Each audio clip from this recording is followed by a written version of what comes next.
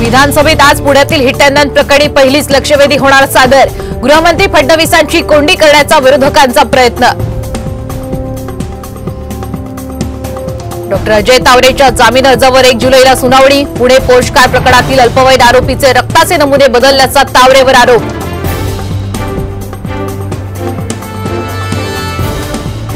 खासदार नारायण राणे यांनी घेतली मंत्री नितीन गडकरी यांची भेट।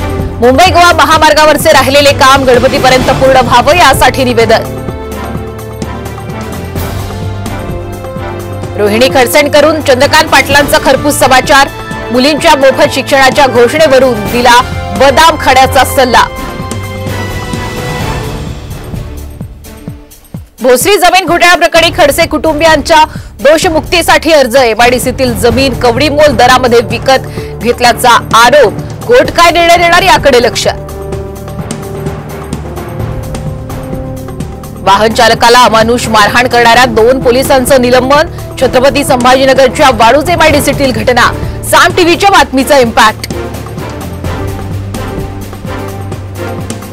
मलंगड परिसर बनतोय नशेबाजांचा अड्डा। तक्रार करूनही हिललाईन पोलिसांचं मात्र दुर्लक्ष। नाशिकमध्ये 6वीच्या विद्यार्थिनीचा चक्कर येऊन अचानक मृत्यू। शाळेवर मोबाईल टॉवर असल्यानं मृत्यू।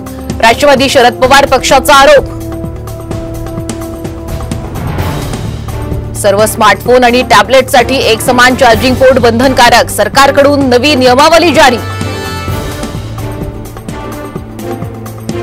धाराशिवच्या कळंबमध्ये एसटी कर्मचाऱ्यांचं शोले स्टाईल आंदोलन।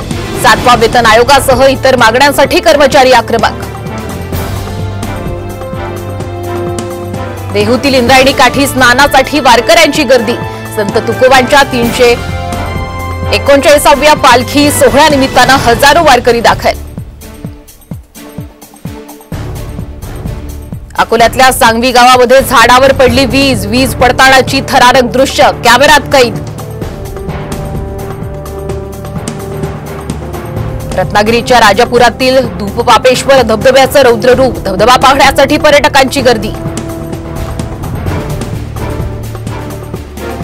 आणि T20 वर्ल्ड कपच्या फायनल्समध्ये टीम इंडियाची दमदार एंट्री। इंग्लंडवर 68 धावांनी विजय।